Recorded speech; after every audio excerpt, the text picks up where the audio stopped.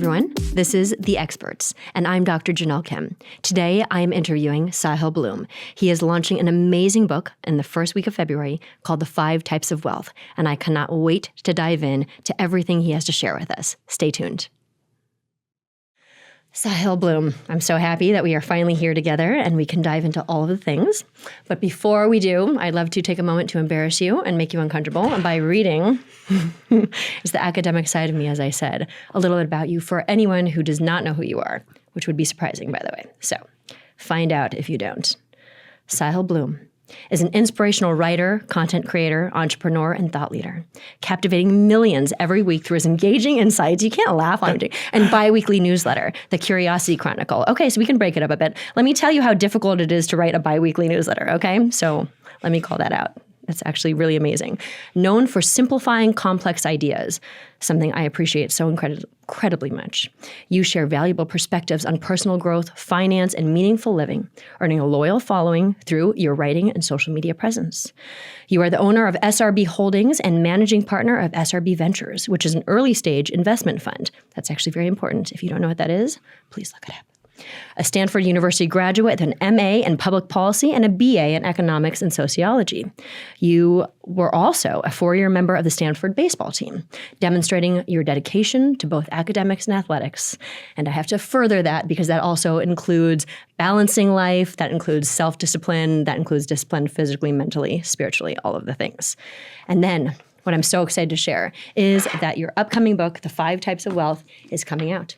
You're a Penguin Random House author, as am I. So let that be known. We can be together on that.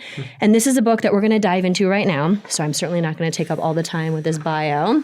But ultimately, it's a transformative framework for redefining success and building a truly rich and fulfilling life by helping you act on your priorities, one of the keys in life, in my humble opinion, and making better decisions to create an instant positive impact in your daily life. Okay.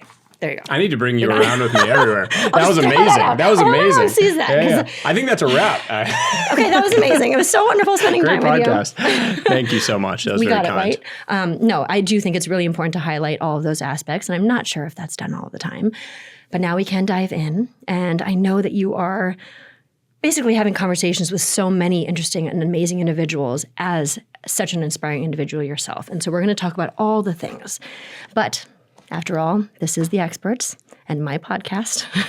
And so what I would like to start with is understanding. Now, we're going to dive into what the 5 types of wealth are. But just in this one moment, Sahil, if you could say, like from your gut, in just a couple of sentences, at this moment, what wealth actually means to you.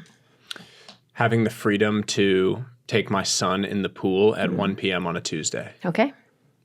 See, I knew I'd have an answer like that. And I appreciate that. And it resonates so much being a mom myself. And so I love, before I get a little bit more, I want to hear a bit more about your journey and your path in life. Because to me, that's where I'm always so interested of where something comes. You know, I'm rooted in my lineage of 9 generations. And without that, I would not even be in existence, literally. But everything is poured into that and rooted in that. And so we are going to go into what the 5 types are.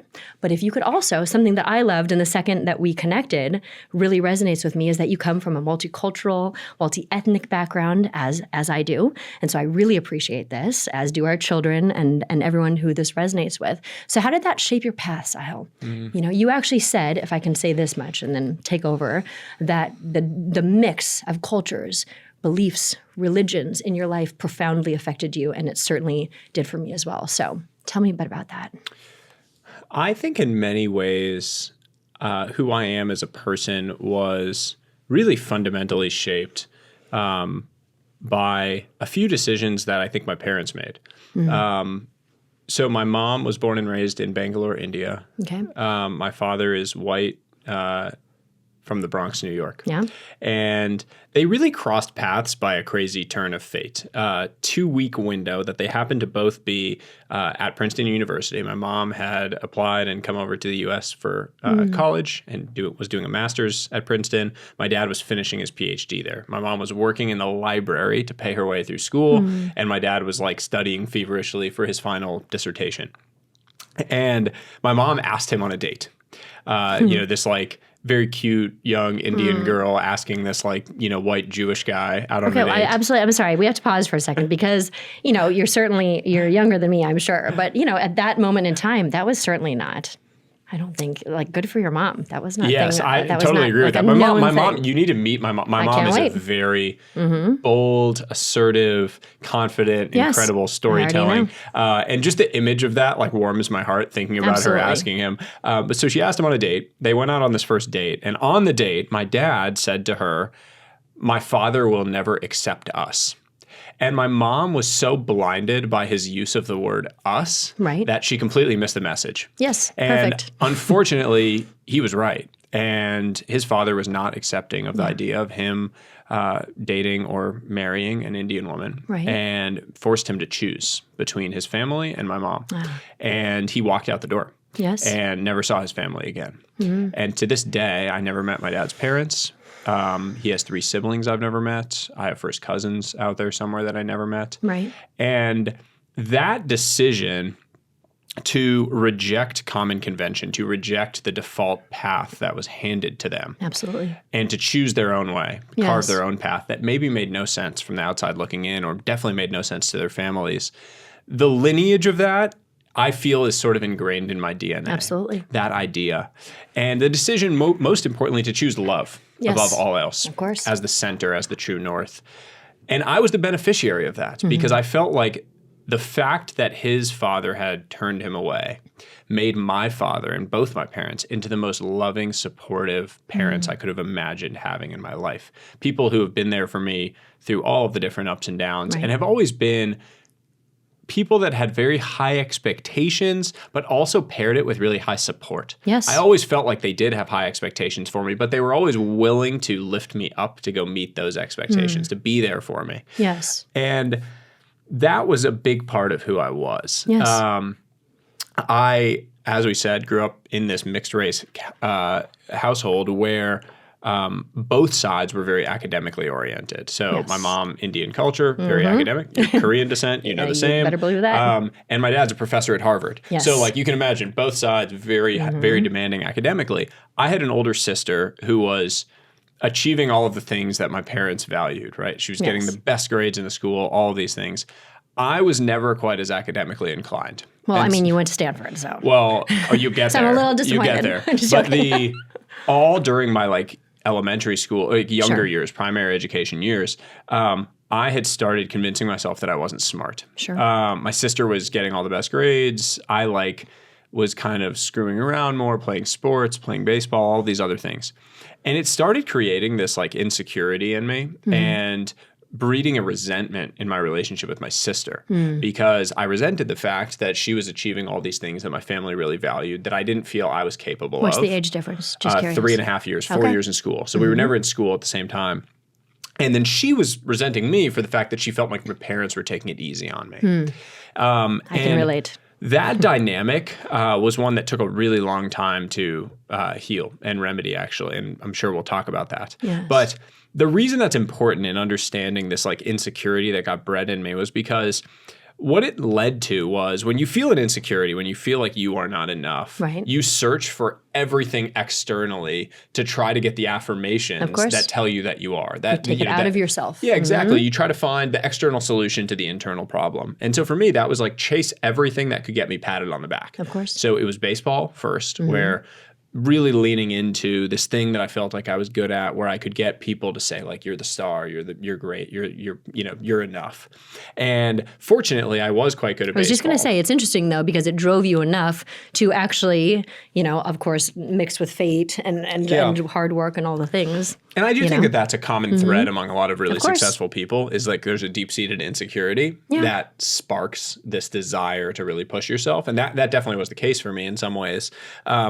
But I ended up getting this scholarship to go play in college. It was the only chance that I had of getting into a good school. I mean, my mom to this day is like, it's the funniest look I've ever seen on someone's face when I told her that I'd gotten this because she was convinced that I was like done. Like I was going to B pluses, A minuses. She was like, this is not, the standard that they had set. And it worked out in that I was getting to go to this school. But the the story of me trying to like fill my internal cup with these external things really didn't change until I was 30 years old. I just found different ways to try to get the pat on the back. First, it was baseball. Then when I was going to take my job professionally, it was like, I need to take the job that sounds the most impressive to the outside world. Absolutely. So that I can make money and like, so that one day I'll wake up and I'll feel good about myself. Right. And I had convinced myself for many years that like, that was the path. I'm going to just make a bunch of money or I'm going to be famous as an athlete. Right. And that is going to make me feel good. Absolutely. And I'm going to wake up and feel happy. And that's the path to this life. Unfortunately, to paraphrase Mark Twain, what I knew for sure just wasn't so. Mm-hmm. I just hadn't figured it out yet. Yeah. And it took 7 long years in my career to really come to that realization. Of course. So also Confucius, the wisest human, never believes that they know so much. So you got yourself there, right? I hear that. And that's really beautiful. And I'm taking a lot of this in. Were you going to say something? Yeah, no, I was just going to say,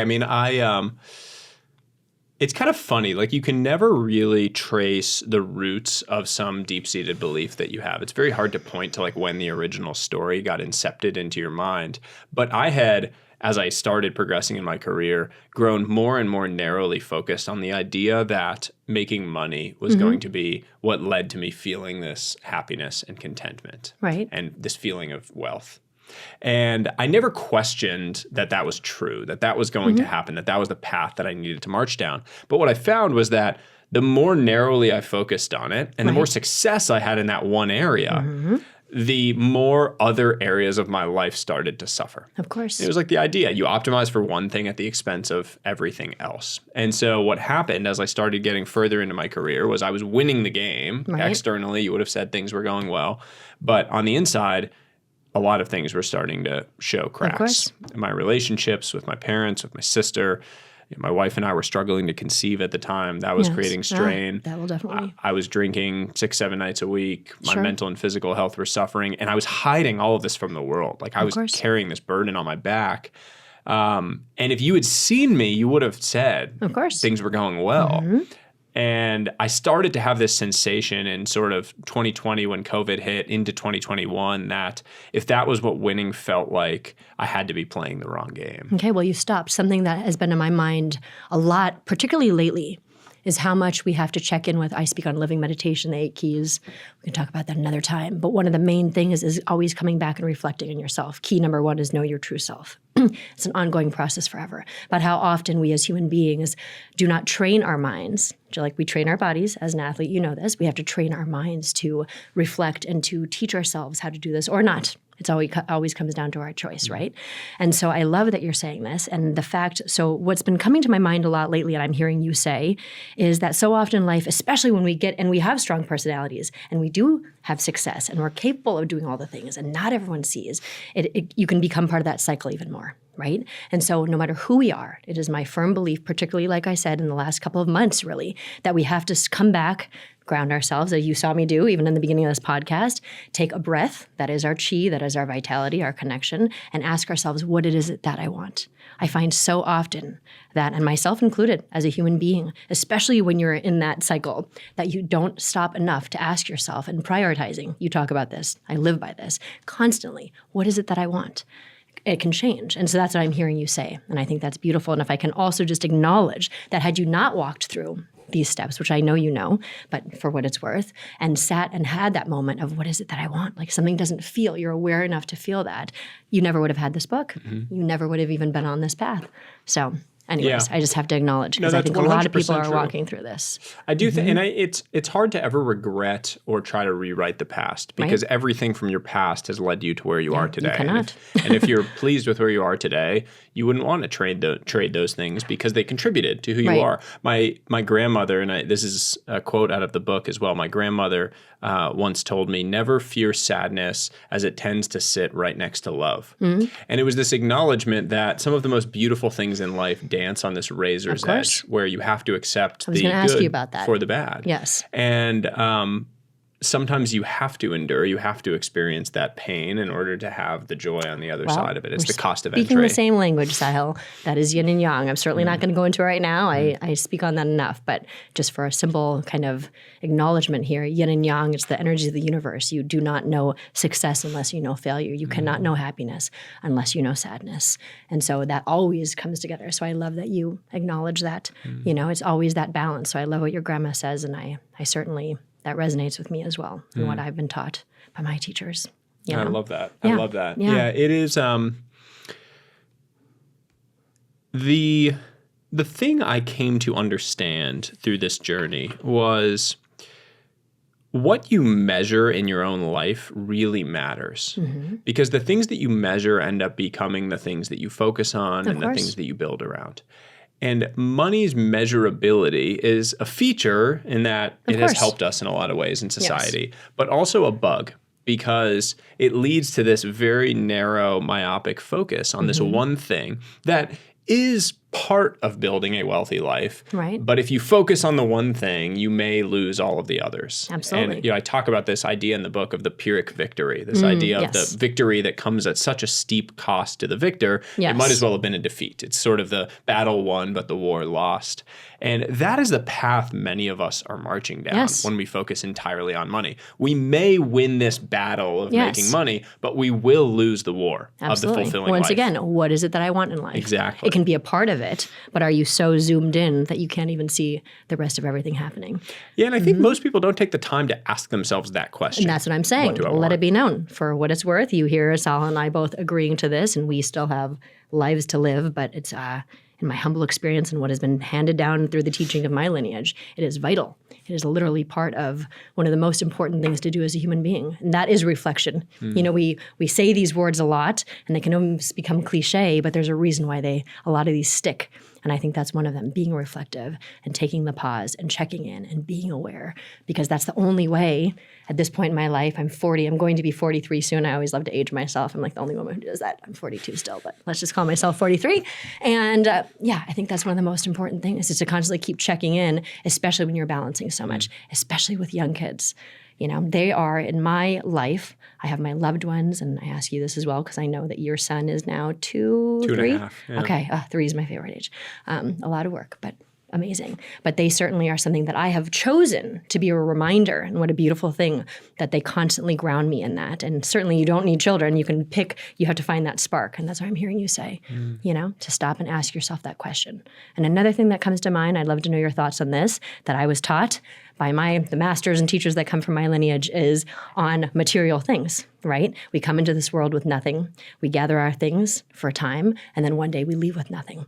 And the deep understanding that checks me sometimes for what it's worth is you own material things. Do not let them own you. And it's something I think about often, and I don't always hear people kind of communicate that, and that's what I hear in you. Yeah, very much so. And there's a story I tell in the book of this famous French philosopher, Denis Diderot, who has this fancy scarlet dressing robe. I don't know if you've ever read this essay that he wrote. I forget the exact name of it, but basically Diderot was well regarded as an intellectual, incredibly well respected, but had not really made any money on the back of this. Right. And he never really cared much about money until he was struggling to support his daughter with a dowry payment, effectively. Yes. And fortunately, there were a lot of people who were fans of his work, and so someone offered to sort of buy his collection of works and have him be their personal librarian and create their library for a whole lot of money. And so he all of a sudden came into this great fortune, and he bought this fancy red scarlet dressing robe. And he writes this essay talking about the fact that suddenly he looks around his room while he's wearing this dressing robe and he thinks, I can't wear this fancy robe and then sit in this crappy chair. I can't wear these crummy shoes. I can't, be in this like dressing environment that's so poor when I have this fancy robe. So he progressively gets nicer and nicer chair, a nicer pair of shoes, nicer whole place. And he writes this lamentation of the fact that he owned his prior dressing robe, but now he's a slave of the new one. See, I love and it's that exact idea of like sometimes the things that you own end up owning you if you allow them to. Absolutely. And once again, it is taking it outside of yourself. Anytime we do that, then chaos can basically ensue. It'll cultivate if you take things outside of yourself. So that's why we have to like keep centering ourselves, grounding ourselves. It's also just so often in modern society, especially in the social media age, you are not purchasing these things for your own benefit. You are often acting for the benefit of others. And I have this test in the book that I call the bot status test, which is to ask yourself when you are buying something, would I buy this thing if I couldn't tell or show a single other person that I had it? Right. Ask yourself that seriously before you buy your next whatever the thing is. I would guess 90% of the time, maybe more, I could see that in this you would not get society. it. Like if you love getting watches because you really care about the engineering and they really fascinate you and they're amazing, great. But usually you're buying it so that you can post a picture on Instagram or show other people that you have this fancy watch because you think that it confers the respect and admiration that you are seeking upon you. You think that having the nice thing is going to get other people to respect and admire you. And the reality is that you cannot buy that respect and admiration with the fancy thing. Yes. It is fleeting. The way that you earn that respect and admiration is through building something real. Whether and what you talk about is value.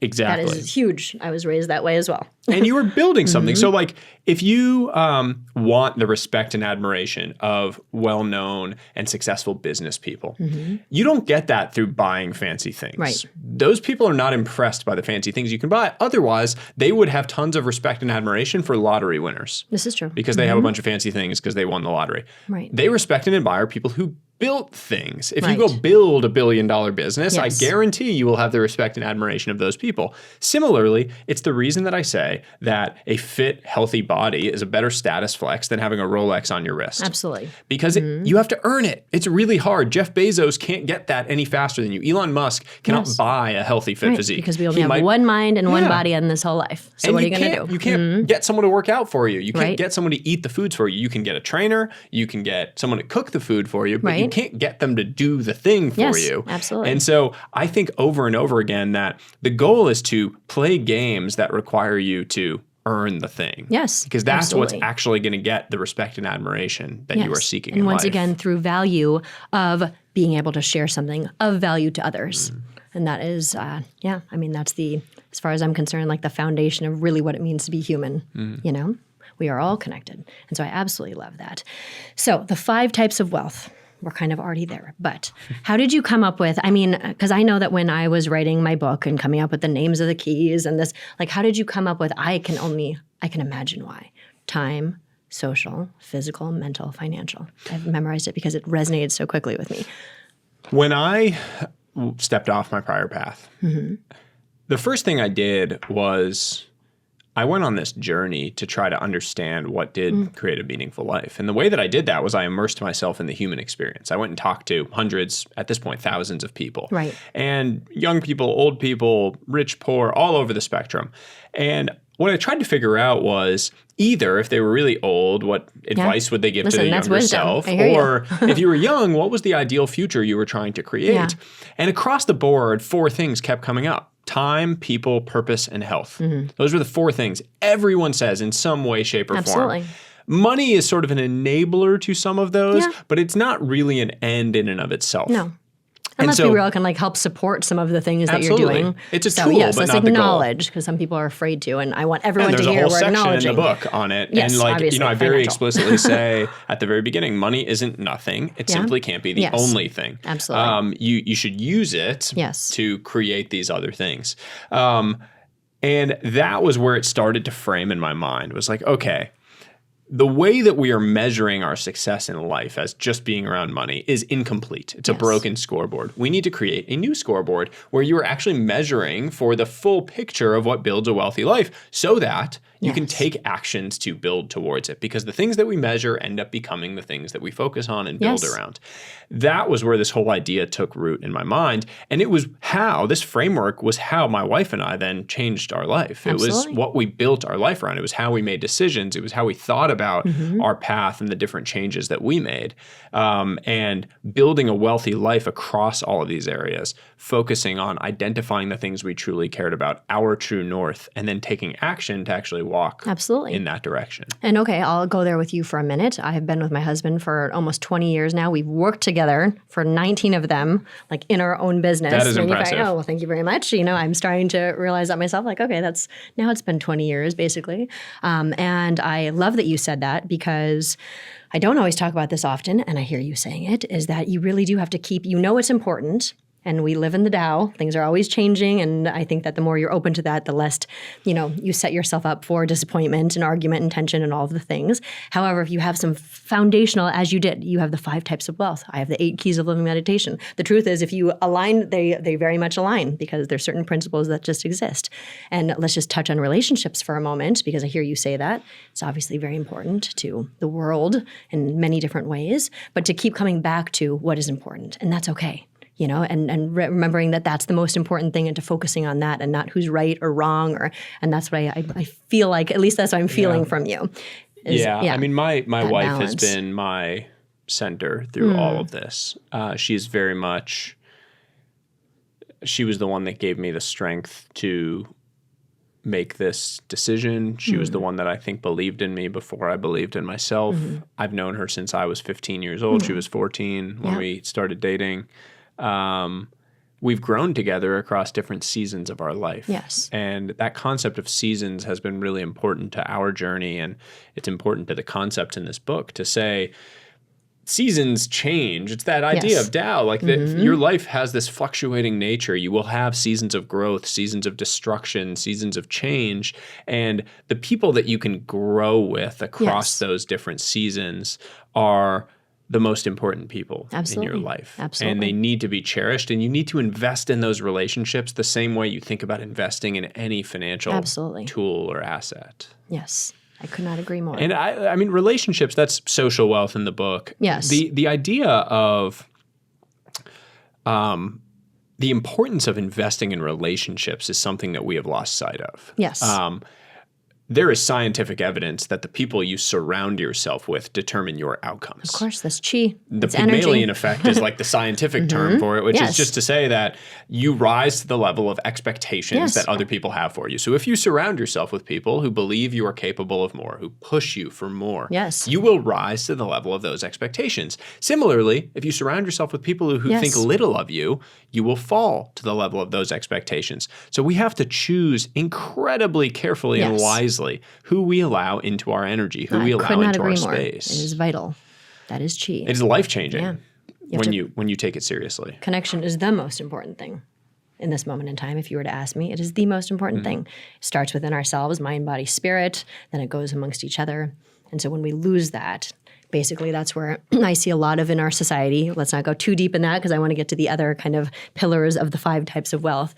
But I think in my humble experience and observation and, backed on centuries of, this understanding of human beings and life and what it takes, I think it's, that connection. First, it's like a division of connection within ourselves that has kind of fallen in the last, or really as being found in our new kind of world, our modern world, and then it's of each other. But that is coming back very strong, even in the conversation we're having right now, And so once again, what I hear is ultimately with you and your wife, with the other people in your life, with you and yourself, you and I really feel strong to say this, and so I'm going to make it a point, and hopefully I communicate this properly, that we have to find things. I call them sparks. I also call them pillars, but to find these things that root us.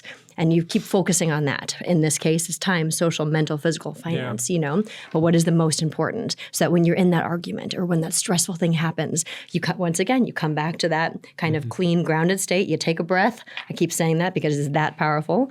And then you think to yourself, am I aligning with what it is that I want? And so I love that. And I love that you put it. It is really simple. I said it a million times now, hopefully to get it in everyone's mind that it resonates with too. These are the things that we can focus on. You check in. And so we talked about financial a bit. We just spoke on social.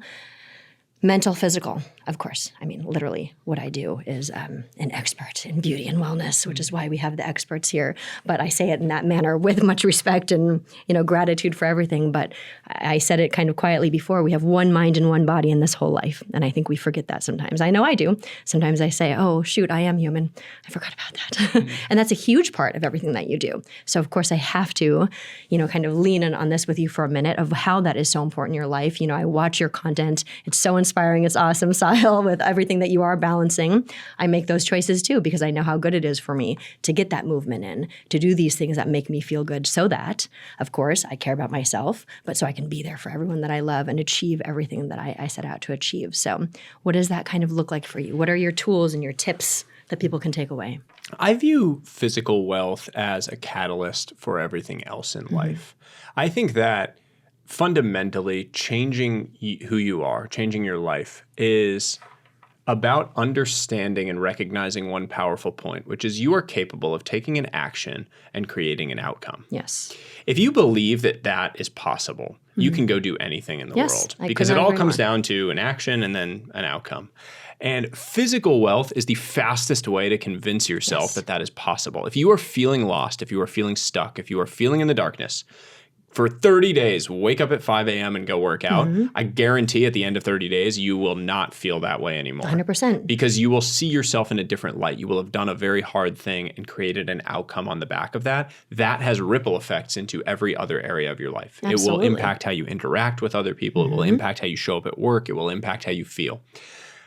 That is fundamentally why I train on a daily basis. It is to remind myself of the power that I hold in my own life every single day, of my power to get myself to do something that I am capable of taking the action. And I don't necessarily love it every single day. Of course not. I'm not motivated. I don't get excited to go get in a cold plunge at 4 a.m. when it's freezing out. Right. But I do it because I'm a big believer that when we take on voluntary struggle, we are more well prepared for the involuntary struggle that comes into our life. Absolutely. At some point. Absolutely. And I'm preparing for that. Yes. And if there's one thing I've learned over the last few years, it is that preparation beats planning. I used to be a big planner. Actually, I saw you. I shared that. You shared that, and I shared that because I loved that. That's so Tao. That's so forget just Tao. Tao is the universe, by the way, for anyone that doesn't resonate with. But I absolutely love that, and so I'm taking a moment because I want you to say it again. Basically, preparation versus planning. Yeah, one is chaos and one is order. You think? Planning is all about the expectation of order. You create a plan expecting that order will be maintained throughout the duration of whatever it is you're doing, and that things will go according to plan, and it'll good luck. get you from point A to point B. Exactly. Preparation is based on the expectation of chaos. Yes. And if you plan for order and chaos comes, you are going to be lost. Absolutely. But if you prepare for chaos and the chaos comes, you're ready for it. Yes. You will be able to adapt on the fly and get to where you need to go. Right. And I think I love analogies because I think they really bring these ideas to life. And I think a lot about the idea of like an explorer. When they set out on a voyage, they are not trusting that they have the perfect plan and that the seas and storms are going to stay away. Right. They are trusting in their ability to adapt. They know where they started. They know where they want to go. Exactly. And they trust in their ability to adapt when the inevitable storms come. Right. You are that explorer in your life, and you need to trust in your ability to adapt on the fly. You need to build that preparation so that you're prepared for whatever storms do come in your life. Okay, you ready for my analogy? Please. Be like bamboo. It's key number 8. It's very mysterious. In East Asian, it's like I'm one of those in the Crouching Tiger, Hidden Dragon, like jumping amongst the bamboo. We can all visualize this. But in all seriousness, it's the same thing, and I literally could not live without this. It is ultimately, I don't want to go too deep into this, we'll have another time, but it is about rooting yourself and about being flexible, right? In comparison to so often in life, I will speak for myself, especially in my younger years, being a woman, being in the business world, the natural products, beauty, Eastern medicine, all these things that so many people pushed against. And I felt like I had to bulldoze through, be rigid. Like, this is my plan. This is how I'm going to get there. We get the idea. And it was when I started to, take the tools, the practices, become very rooted. So we never forget where our goal, where we start, who we are. But this is where I want to go. But then that flexibility, because bamboo, literally you just said this in a different way, bamboo has such flexibility. So it's so rooted. So it's very difficult to uproot. We know this. But when the storms of life come, because it's so flexible, when that storm comes, the bamboo can go all the way to the ground. And when the winds fly, it can bounce right back up. Versus you're a stiff board, you think think you have everything figured out. Sometimes that works. That's the truth, yin and yang, hard and soft. But that stiff board, if you're so prepared, so rigid, guess what? You hit that board exactly right, just like we see on those, karate demonstrations, or you get hit too many times and you break. And so that's why when I saw you share that, I really loved that. It was on my notes that I threw away, literally. I love that. The other one I love about bamboo is the fact that it takes like 5 years of watering it every day before it breaks through the ground. Absolutely. And then it'll grow 100 feet in the span of a couple weeks. Yes. And it's like a reminder of that fact that sometimes you are that bamboo. Always, actually. And everything we're doing, too. Furthermore, like planting those seeds for our own children, for the next generations, all of these things that we do, that to me is wealth, what it is that we're doing in our life. And I certainly want to touch on time here because that to me might be one of the most important ones. Time wealth fundamentally is about the freedom to choose how you spend your time, who you spend it with, where you spend it, when you trade it for other things. Right. But it is grounded in an awareness, and it is an awareness of the finite, impermanent nature of your time, of time as your most precious asset. As it is. An understanding that every single moment we are experiencing could be one of the last. Huge. And that there are these windows of time where certain things are more important. And we have to be present in an understanding of the fact that not all time is created equal. No. That there are these windows where our presence, our energy is amplified in certain ways.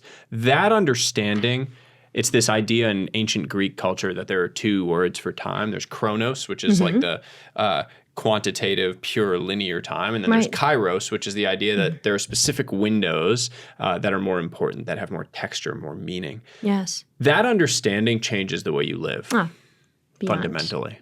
Beyond. This hits me very strong because I lost my father, my greatest teacher, and my everything. It was going to be 9 years on February 14th.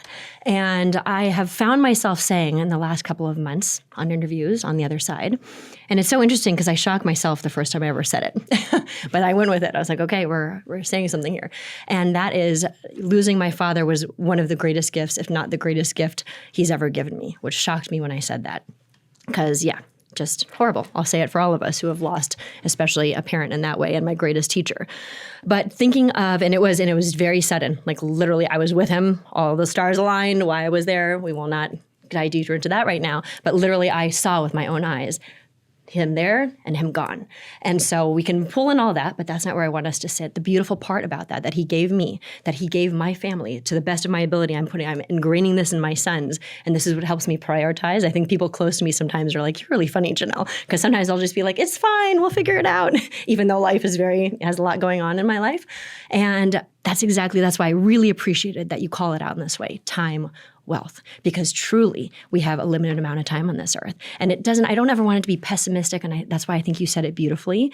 But I find myself saying that a lot lately too. It's another kind of thing that keeps coming up, that when challenging moments arise in our life, and I say this to people as well, if that person were to be gone tomorrow, or if you were to be gone tomorrow, would you be making this decision? You kind of said that before about material thing is not to jump, but it's I find it such a beautiful way of living, because ultimately at the end of this day, one day when you leave this earth, to my understanding and what has been also passed down for so long, through that we will live with that much less regret. Hopefully none, but I don't know how easy that is, that the choices we make, the time, those windows, I love that you say that, we use it to the best of our ability, and life is short, and I think about that with my kids, and you think about that with your children, your wife, your loved ones, the people who work with us on our teams. I mean, it's really beautiful. The beautiful thing about what you just said, and I appreciate you sharing that about your father, I write about this in the book, that when we experience these sadness points, these tragedies, these sort of things from the other side, if you will, it shines a light back onto our path. Like people talk about a near-death experience, having this wisdom, or they talk to someone that's about to die and they hear this wisdom, and it shines a light back on your path. And in that moment, most people see that light shine on their path. They nod their heads, and then they go back living the same damn way they were before. Yes. And all you did was you had that light shine, Right. and you took a tiny action. That Yes. You said, I'm going to be slightly different in how I interact with my children as a result of this light that just shined from my father's life. I'm going to act in a slightly different way and create this positive ripple off the back of it that made it into something so beautiful.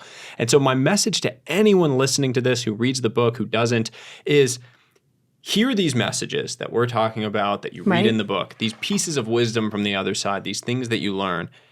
And don't just go back living the same way. Take one tiny action, whatever it is. Do one small thing, and I guarantee the ripple effect of that will change your entire life. I could not agree more. I love that you put it that way. It's so beautifully put.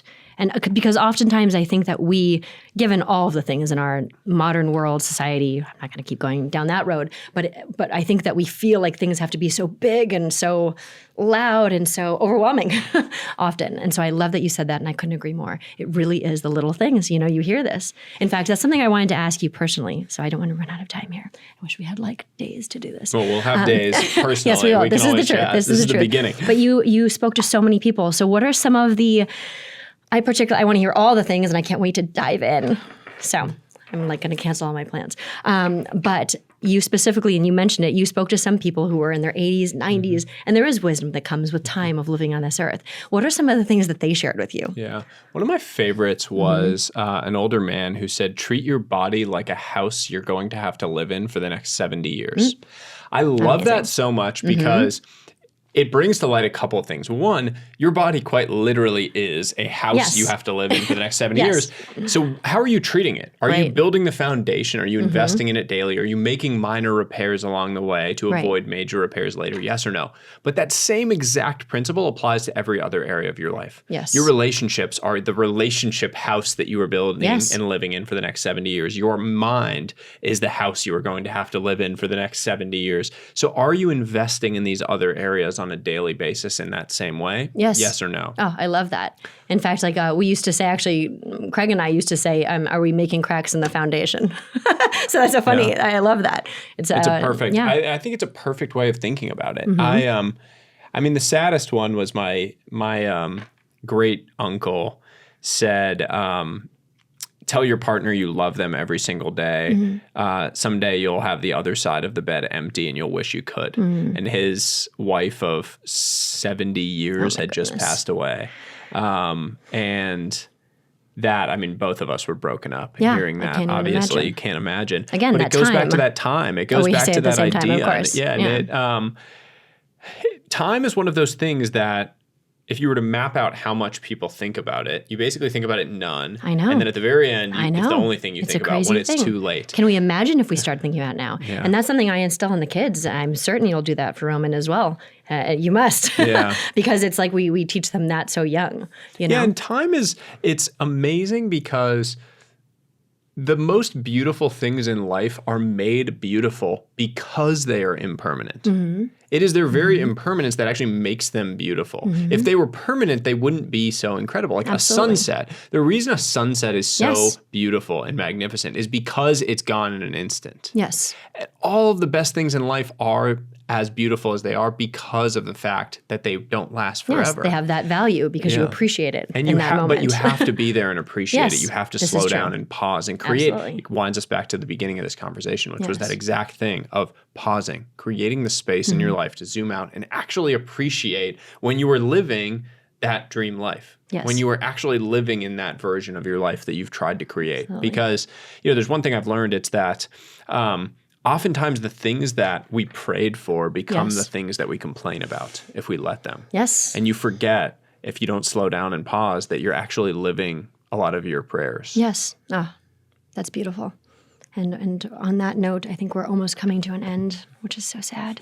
But like you said, I'm sure this is the first of many. I hope so. So this is really exciting. I truly understand. Your book is coming out, and it is truly a gem. I don't think I've ever said that before. I'm talking like an 80-year-old now. But seriously, there's so many inspiring. I'm so grateful for all of the things that come across my, in front of me.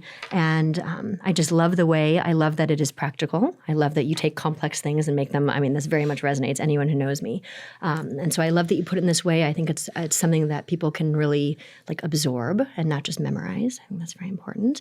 And use it as anchors to keep us on this path that we that we keep speaking of. So tell us all about this. It is coming out in just a couple of weeks. Tell us where we can buy it, where we can find you, how can everyone stay connected. Tell us all the things, Sahil. You can get the book anywhere books are sold, obviously on Amazon. Isn't but that a also funny thing? They told me that too. Like yeah. anywhere great books are sold. They Yeah. said something. I was like, okay. Yeah, it'll be anywhere. Yeah, all over the place. Obviously, if you have a local bookshop that's your favorite, Yes. go buy it there. Of course. And you can find more information at the5typesofwealth.com. We have a bunch of resources there, different things. And you can find me at Sahil Bloom anywhere.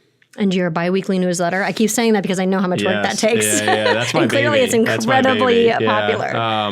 SahilBloom.com is the best place to find that. I love that. Yeah. And let it be known that it has not even officially come out yet, and it's already climbing the tiers, the ranks, which, that matters. And so I'm so proud of you. Thank you. It's a lot. It's a lot of work. And I'm so grateful for our time together. One thing that keeps coming to my mind is, and maybe I think we'll both appreciate this together, that, I was taught that one match lights 1,000. It's key 7 of living meditation. And I see that in you, and I'm really grateful. And what that means is literally one match can light 1,000 more. And that can be good or bad, because we live in a world of yin and yang, of good and bad. But I do see that you are really putting all of the things that you've learned in your life, the path that you have had so far. You will have so much more. We will have to come back when we're 80 or 90. Hopefully before that. Yes, hopefully before that, but we'll have to do it at that time as well and discuss all these things. So very grateful for all that you do. Thank you. The gratitude is mutual. Thank you so much for joining me on this episode of The Experts. If you enjoyed this conversation, please like, share, review, comment, because that is the way we can get this information out into the world. And please make sure to sign up at JanelleKim.com so that I can send you all of the incredible announcements, events, product launches that I possibly can to keep you informed, so that I can make sure to give you every bit of information that comes across my plate that I think will resonate. As a special thank you for listening to this episode of The Experts, I would love to offer you a complimentary access code to my 8 Keys of Living Meditation course found on JanelleKim.com. That code is DJK Bloom. That's DJKBLOOM. You will receive this course, which is valued at $150, and I hope that you find it very helpful in your daily regimen.